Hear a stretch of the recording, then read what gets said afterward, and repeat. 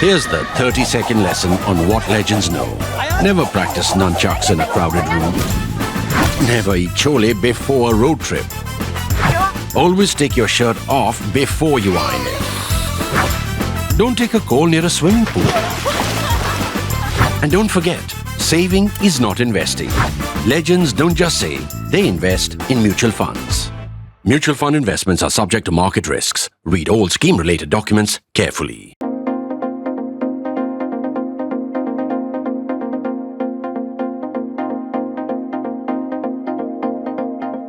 The election season is upon us. Various parties are now busy declaring lists of their candidates in tranches. While that happens, there is always a reminder that whatever happens in our politics is something that started earlier. And we've been tracking this politics for a long time. For example, my column, National Interest, it's now been published for more than 28 years. And the abiding theme, the most consistent theme, it talks about many other things, including international affairs and definitely cricket, sometimes even Bollywood, but mostly it is politics. And that's why it becomes instructive and interesting sometimes to look at what we might have said earlier, what we might have anticipated earlier, where we might have gone right and where we might have gone wrong. So as we build up to these elections, occasionally I will take a break from cut the clutter and give you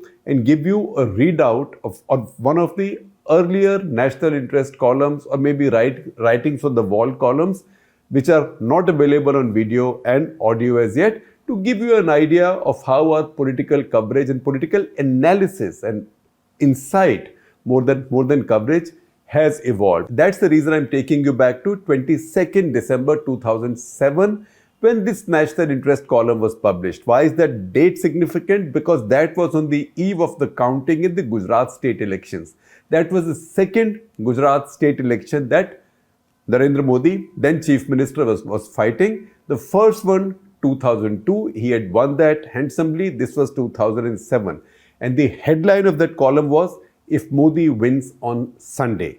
And then the column goes on to talk about what might happen in Indian politics if Modi wins on Sunday. So stay with me as I tell you, and then you can arrive at a judgment on what we read right and what we might have got wrong. So here we go. On the eve of the 2002 Gujarat elections, I had stuck my neck out to predict somewhat audaciously that if Modi wins, it would alter the character of national politics, and that the next general election could be a Sonia versus Modi contest. There were some curious murmurs and questions from the usual suspects of the Congress that Saturday. Modi ke chamche ban gaye, right? Like that. But surprise of surprises, the only protest came from Pramod Mahajan of the BJP. He was then a cabinet minister. He called early that morning and for once was not his usual sugar-coated self.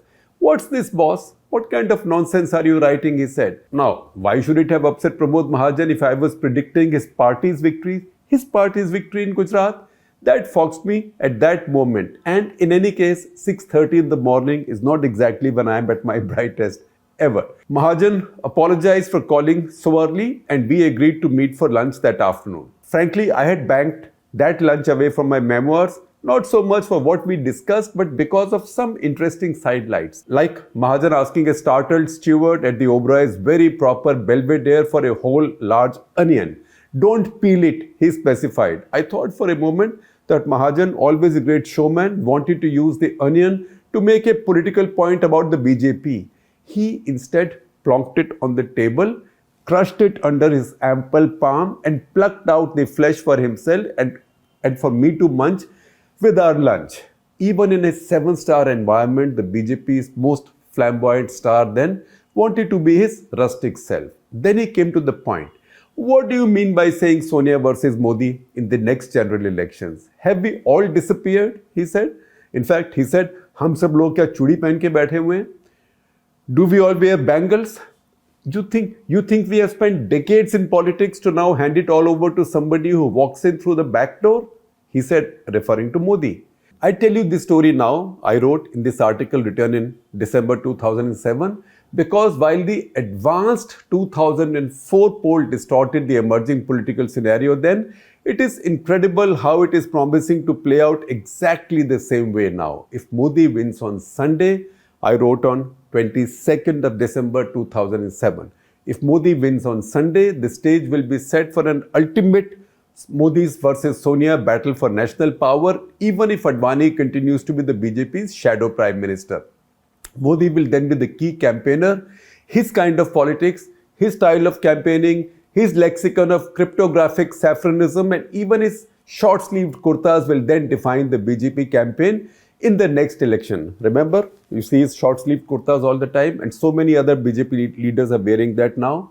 In the long run too, he will emerge as Rahul Gandhi's main challenger. He will in turn unite the parties that need the Muslim votes, thereby strengthening any Congress-led coalition.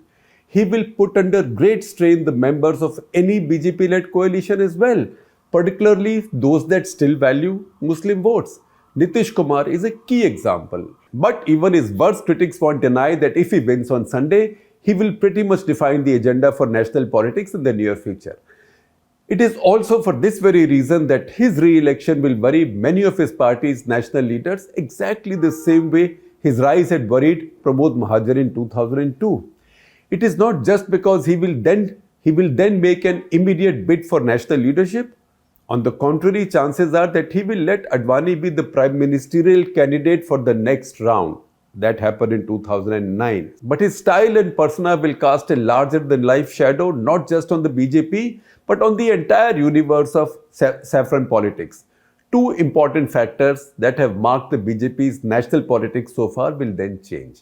One is the fact that whatever their commitment to RSS ideology and classical Hindutva, most senior leaders of the BJP have risen from the parliamentary system of the 50s and the 60s. They have therefore conducted their politics within the broader parameters of constitutionalism and parliamentary sobriety. Vajpayee has sparred with Nehru and yet both maintained good personal relations of mutual respect. Vajpayee has sparred with Nehru and Advani was on talking terms with Indira Gandhi and Rajiv even after she jailed him and his entire party leadership during the emergency. Also, whatever their private views, you have never heard any of the senior BJP leaders say nasty things about Muslims in any public discourse. The second factor to have defined the BJP's politics so far, until the rise of Modi, is the political leadership's remarkable servility to the kingmaker of Nagpur, the leadership of the RSS. So strong has that hold been that even at the peak of Vajpayee's power, most key decisions, even privatization of PSUs, had to be cleared with Nagpur. If Modi were to win tomorrow, I wrote on that Saturday, that is 22nd December 2007, if Modi were to win tomorrow, both will change. He may not call Muslims names in public, but he leaves very little to chance. Not for him the lily-liveredness of the old-fashioned BJP politicians. He will never even nod to a suggestion to reach out to Muslims, especially as he does not believe in quote-unquote appeasement. He is not shy of using the expression Alia Malia Kamalia to refer to gundas on the streets of Gujarat. And when asked if he isn't actually suggesting in code language that the bad guys are all Muslims, he asks with a straight face, so what would you say in English? Tom, Dick and Harry? Would that have made all the bad guys Christian then? Modi's rise will completely change the form, style, substance and essence of the BJP's politics. In the 90s, with Ayodhya, L.K. Advani had given his party a certain direction. Modi's rise will now mean that the use-by date on that politics is over. Most interestingly, he will change the second factor too. He may be an icon of aggressive Hindutva, but Modi has emerged as the first BJP leader ever to defy the moral and political authority of the RSS. He has not deferred to them. He has in fact defied them. He has even prevented RSS boys and sympathizers the power of making money on the side, something they consider their right in BJP-ruled states. The RSS is now returning the compliment by boycotting his campaign. So if Modi wins this Sunday, he will also be the first BJP leader ever to win in defiance of and despite the RSS. And if he loses, which though unlikely is not an impossibility, nothing's ever an impossibility, but it's unlikely. So if he loses in the unlikely event, in the most unlikely event of his losing, it will also have far-reaching consequences, most of all for the BJP, as its old leadership and the RSS, already sharpening their knives, turn on him. So come Sunday, you will see the rise of a new politics one way or the other. And I then added a postscript, which I'll read out to you and you can laugh if you wish to. And the postscript goes as follows. I have a sneaking feeling that this time too my phone may ring, hopefully not at 6:30 a.m. And someone from the BJP will call again to say, what nonsense are you writing? That actually did not happen. And you can see how politics of the country and the BJP played out from that Sunday onwards in December 2007, when Modi won his second successive victory in Gujarat. Now, you might be curious about what that article in 2002 was. That got Pramod Mahajan upset. So that article actually was published on 16th November 2002. The headline was the Modi Magnifier. You can find it on the ThePrint website. I will share a link with you with the description. This article as well as the 2007 article. This article as well as the 2007 article. And this is the article that Pramod Mahajan to make that angry early morning phone call to me. You can also check it out in the few remaining copies of my earlier book, my earlier collection of columns, national interest columns, Anticipating India. As you might have figured, we got our reading of the trends quite right in this particular column. As we go ahead, as we move into this election campaign, I'll share a few more like these with you, where we got things right and some where we didn't quite get it right. So please do keep watching this space, because what am I doing? I'm like a student of Indian politics who's offering you his earlier answer sheets for re-examination.